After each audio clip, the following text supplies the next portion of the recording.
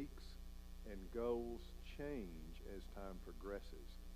And so it is particularly written in the year 2020 for the ways you and I both know, at least at my age, how radically things have changed just in the way we communicate. And so I value the staff working on areas like this together very much.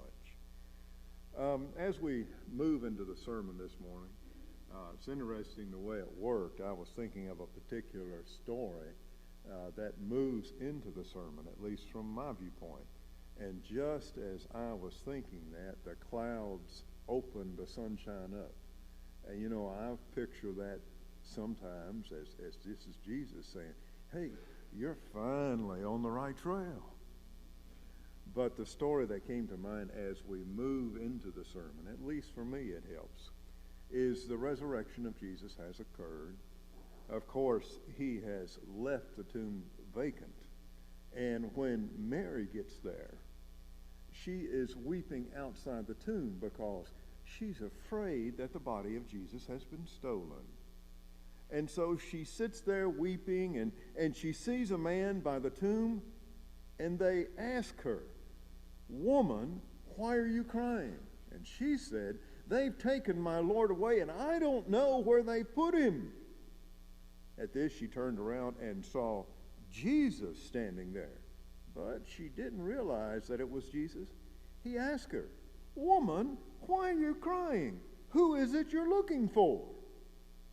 Now, thinking he was the gardener, she said, "Sir, if you have carried him away, tell me where you have put him, and I will get him."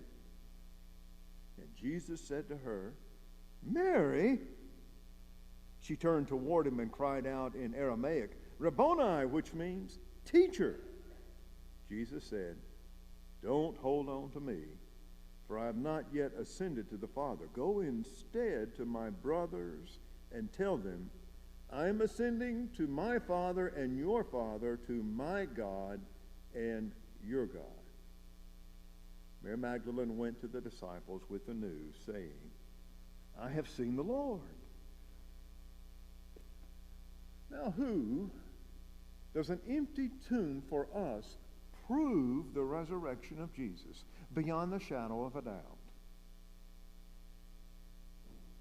Many say his body was stolen. So if we give witness to them, it's not real evidence. You see, the real evidence of the resurrection of Jesus Christ is right here in every heart. Just picture it. You are to be the evidence of his resurrection. Because your life is made anew, it continually changes to reflect the image of Jesus. The big goal is to be that loving, caring, Christ-centered person, so that when others see you, they finally catch on. It's not just you. It is Christ. Today we talk about the ministry of the church. Your ministry, my ministry. And it's only the first part. As I was reading about the ministry that we have been given by Jesus Christ, I saw it really needed to be two messages because so much is involved in representing Jesus. Isn't that right? A lot more than we can consider in one message. Because the ministry of Jesus honestly determines or is determined about where you are. What's the situation? Who's observing you? Well, to be honest, it begins not in a real positive way, at least what Bonhoeffer writes about in ministry. Oh, you've already read that. Let's try that again. The ministry of holding one's tongue. Everybody stick your tongue out. Grab a hold of it. I've often wondered, can I preach this way? The the ministry of holding one's tongue. Now, the first time I guided a group through Disciple 1, which dates way back in the 80s when it came out. Now, this was a church of about 60 people. I forget what the expense was back then, but it was well over $1,000. And for a little church of 60 people, that was a pretty big expense. But by the grace of God, they purchased Disciple 1. Oh, back then it was all on VCs or whatever they called. Remember the big tapes you used to put in? And those projectors and all of that. Well, it had all of that, and they purchased it. We used it. As we got to the point to where it was representing Jesus Christ and enduring the harm of words, they do hurt. And one of the students said, you know, sticks and stones may break my bones, but words will never hurt me. You ever heard that? How many have heard that? I bet there's quite a few. Her response was, yes, we're taught that from childhood up, but words still hurt. Isn't that right? They sure can. The ministry of holding one's tongue.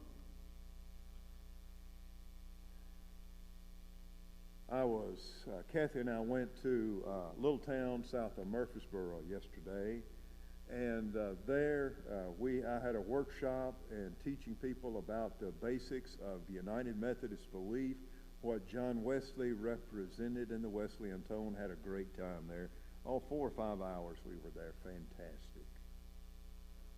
One of them said that her daughter, well, there's a tense relationship between mother and daughter in this situation.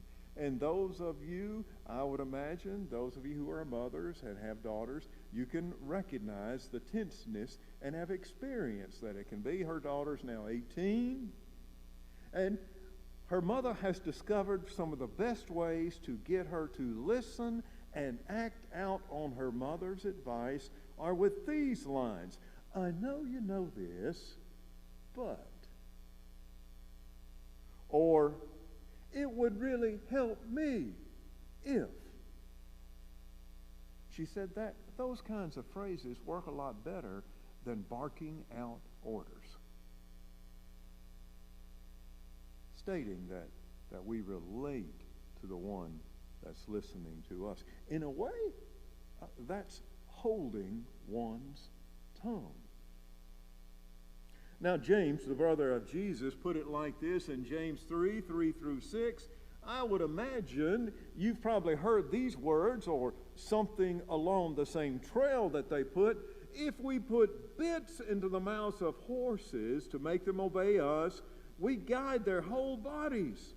Or look at ships. Though they are so large, what it takes, strong winds, is to drive them, yet they are guided by a very small rudder, wherever the will of the pilot directs. So also the tongue is a small member, yet it boasts of great exploits. How great a forest is set ablaze by a small fire. How many times have we heard of fires being set by matches for those who wish to burn a forest? Itty bitty flame lights up square miles of forest. And the tongue, it's a fire. The tongue is placed among our members as a world of iniquity. It stains the whole body, sets on fire the cycle of nature, and is itself set on fire by where? Hell. Oh, Lord. You mean my tongue can bring hell? Or as Paul, a first-generation follower of Jesus, wrote in his letter to the church at Ephesus, let no evil talk come out of your mouths, but only what is useful for building up as there is need, so that your words may give grace to those who hear. Ooh, and my words giving grace. That's a big question.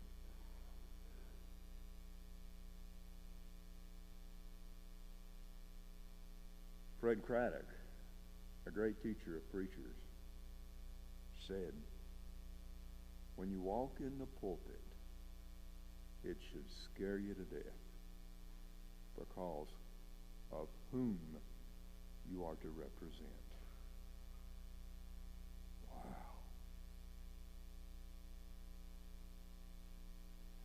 Hold your tongue. Be cautious what you say. And when you say it, keep note, like that mother does to her teenager, on how it's said. That by itself can make a tremendous difference. Bonhoeffer writes in his book, Life Together, often we combat our evil thoughts most effectively if we absolutely refuse to allow our evil thoughts to be expressed in words. A great behavioral science rule is before you say something and you're kind of upset, silently count to 5.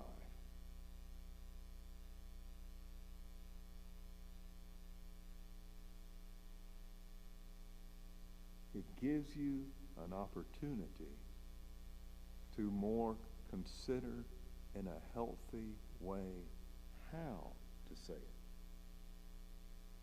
He continues, it is certain that the spirit of self-justification, that is, me making myself right, can be overcome only, we sung about the Spirit, by the Spirit of grace. Pausing, letting the Spirit of grace grab a hold of our heart and control our tongue. Isolated thoughts of judgment can be curbed and smothered by never allowing them the right to be uttered, except, I don't like this one, except as a confession of sin. Wow. It stunned me. Why on earth would Bonhoeffer talk about ministry as holding one's tongue? The last thing I would expect. Historically, my guess is of all the anger that was there because Hitler was coming to rise and people were wondering what on earth was going on. And some were already beginning to hear about prison camps set up. Bonhoeffer was. As I've said, his cousin was one in Hitler's government that was an underground agent. He was already hearing it. The ministry of holding one's tongue may have been in his setting, knowing what to say, to whom you're speaking, and how to say it.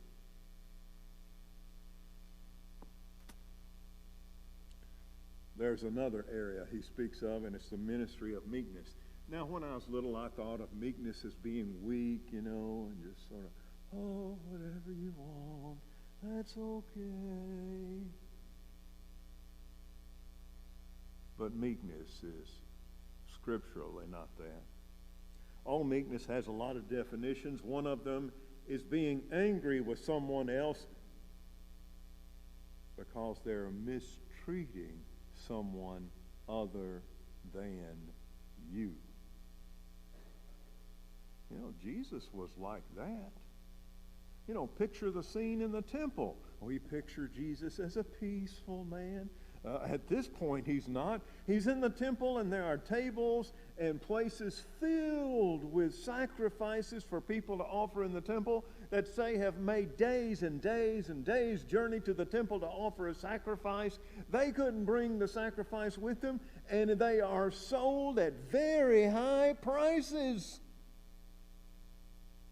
And Jesus is angry about it, and he is a meek person who overturns the tables and says, do not change my Father's house into a den of thieves. And Jesus was meek? He was angry there because of the prices charged to everyone else. That's meekness. A second definition of meekness describes the meekness of an animal that accepts people who control them.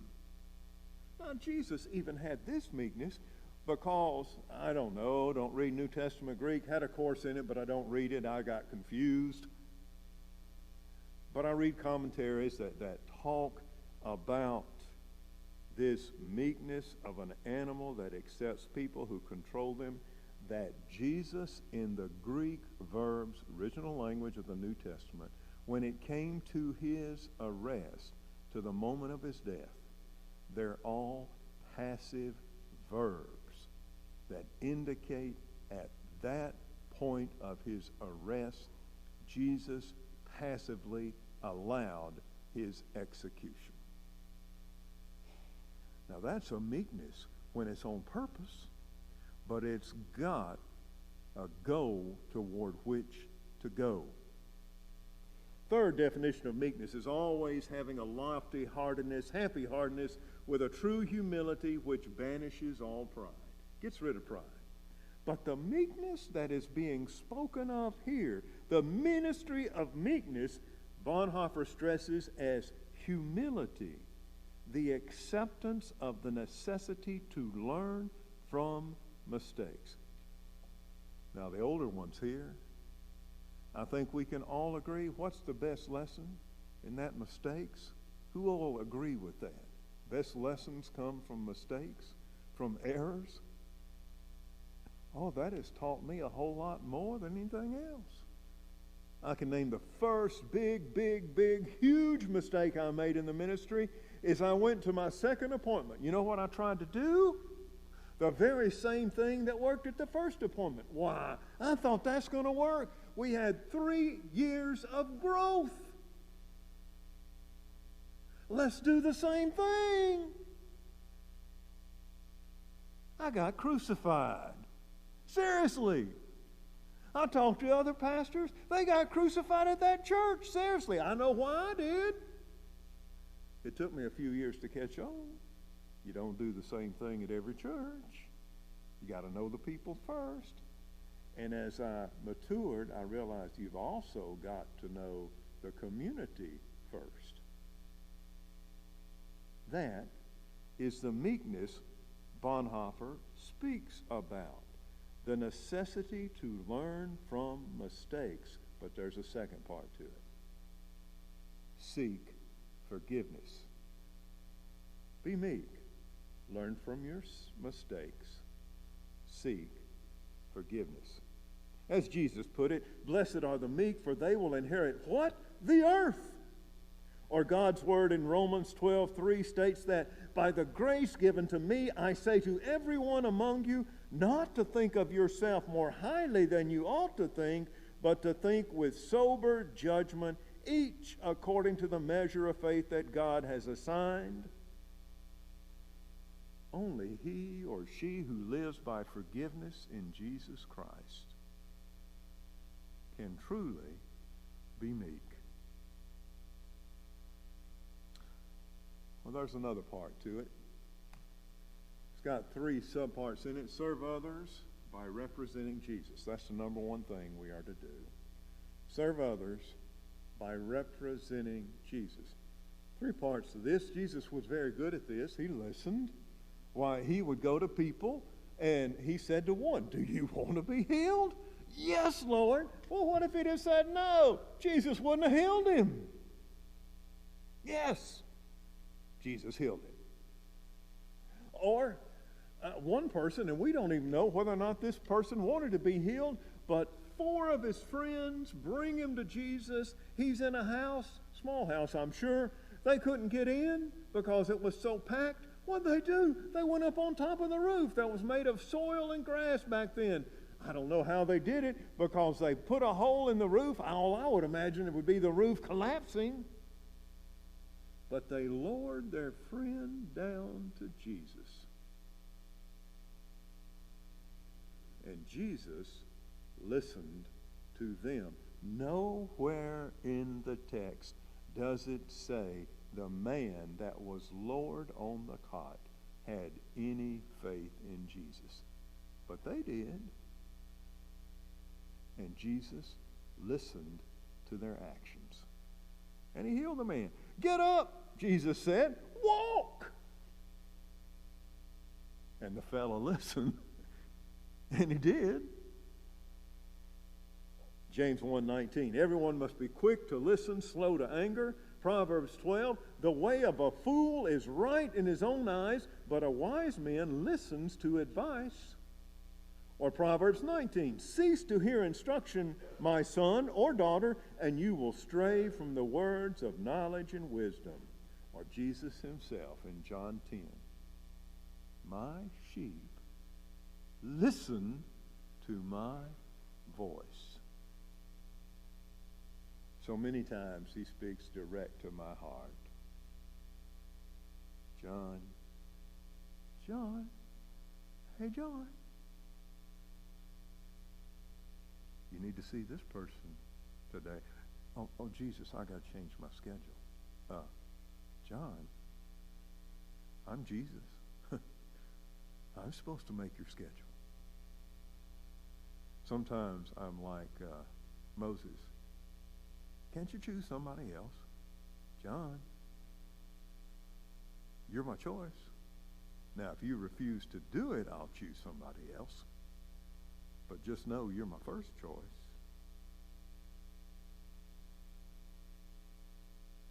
Many people, as Dietrich wrote, are just looking for an ear that will listen. It doesn't mean give them advice. Psychological studies show that an individual that comes to you and you know they need listening to, that often voicing your thoughts helps you reason it out. They don't need a response. Oh, I will sometimes ask, would you like to hear what I would give as advice? And if they say yes, and that's not always so, I'll give my advice. I'll make it short, sweet, to the point. Many people are just looking for an ear that will listen. Listening, that's serving others representing Jesus. Also, helpfulness. Be a help. I love this scene. It's in Acts 3. Picture it. The Holy Spirit has fallen upon the church. The church starts speaking in tongues, and all of a sudden the power of Spirit goes all around the people of God, and they begin by going out and giving witness to Christ. And beginning in Acts 3, Peter and John, the close ones to Jesus, Peter, James, and John, sometimes would go up on a mountain with just those three with Jesus. Peter and John are going to the temple for the hour of prayer. It's 3 o'clock in the afternoon, and a man lame from birth is being carried in. Now, people would lay him daily at the gate of the temple. Picture him at the front doors of the church, maybe out on the steps of the porch. They'd lay him there. And when people would go into worship, he would beg, I need some money. I can't work. Can you help me? Well, in comes Peter and John, and of course they hear that same request. And Peter looked intently at him, as did John, and said, look at us. And he affixed his attention on them. And Peter said, don't have any silver. I don't have any gold. But what I have, I will give to you. I don't know. But I think it would have added to the scene if right there he would have paused. I'll give what I have to you. And then he said, In the name of Jesus of Nazareth, stand up and walk. And he did. What a way to be helpful.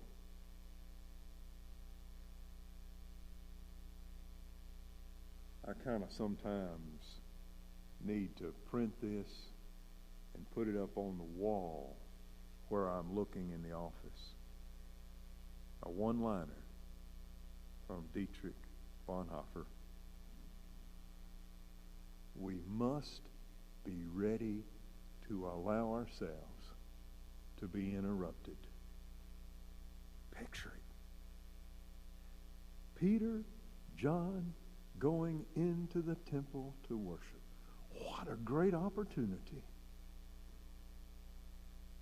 They allow themselves to be interrupted and gives a lame man from the power of Jesus through them the power to stand up and walk. Helpfulness. Be helpful. Bearing.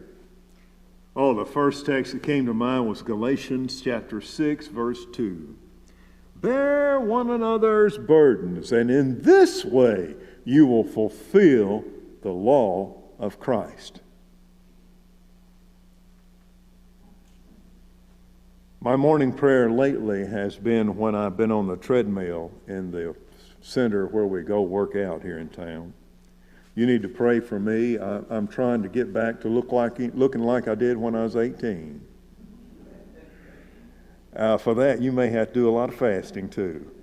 Fast at least for 40 days. But, back then I could do a 6-minute mile. Now I think it'd take half a day.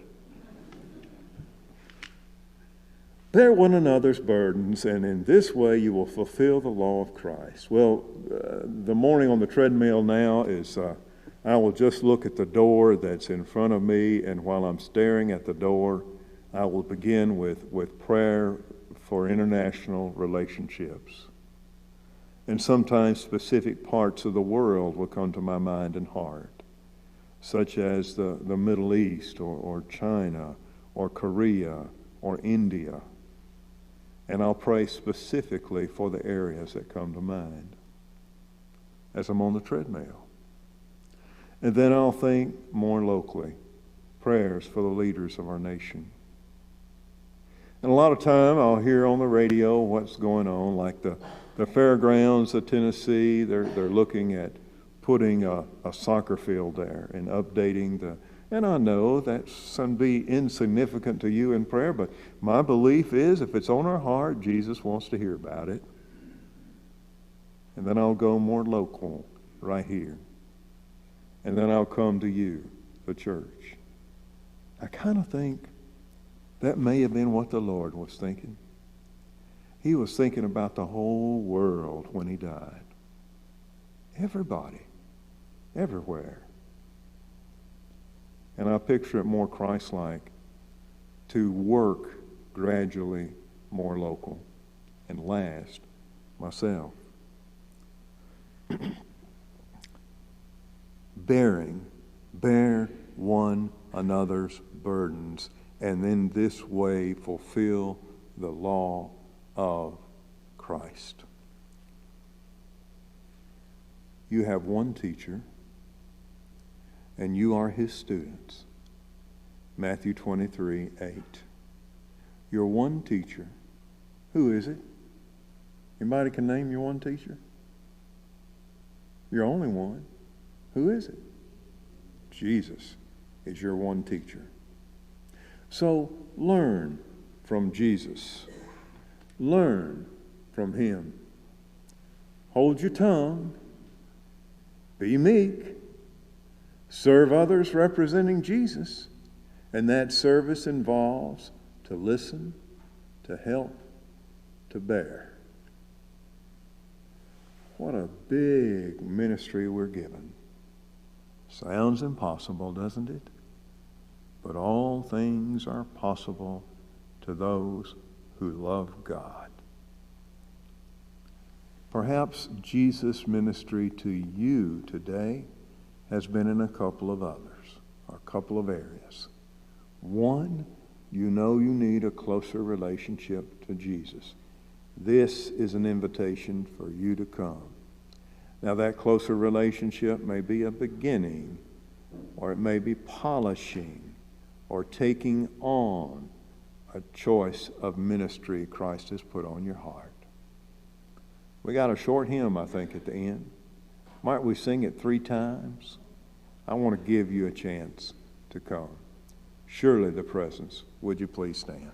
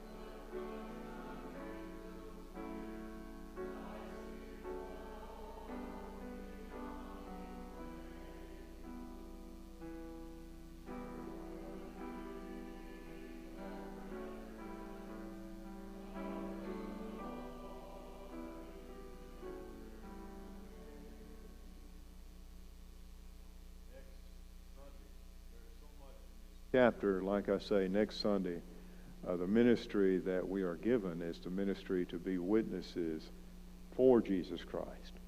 And that will be the focus of next Sunday's sermon.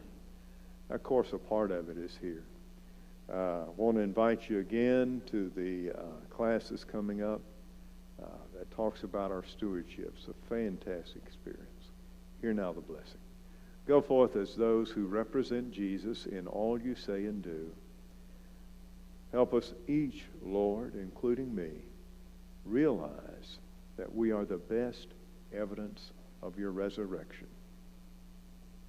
Show yourself and make yourself heard through each of us. Go in the name of Christ with that in your heart. Amen.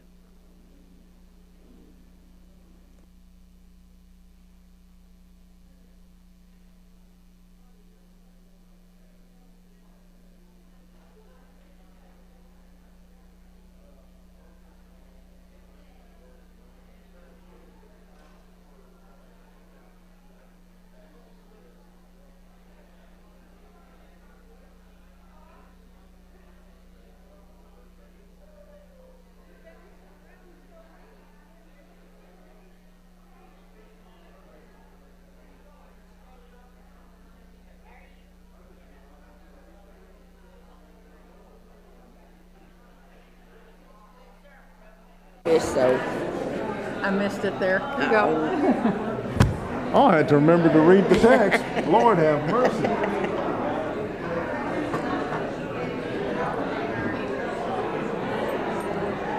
All right, I'll make smoke fall. Okay.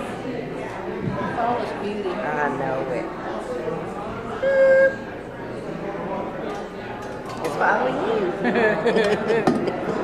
Okay, gal, let's go get a cup of coffee.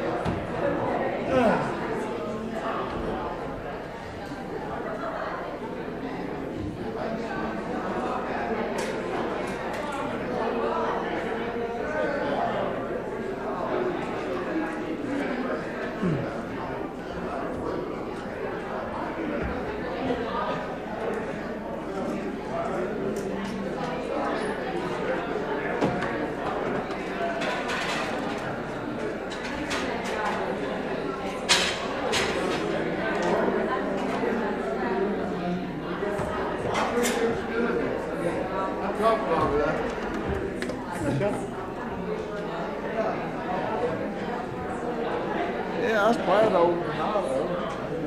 Yeah, that's good. When he came down here, yeah, he couldn't even make everything hardly. He started. Yes, he grew into it in his senior year.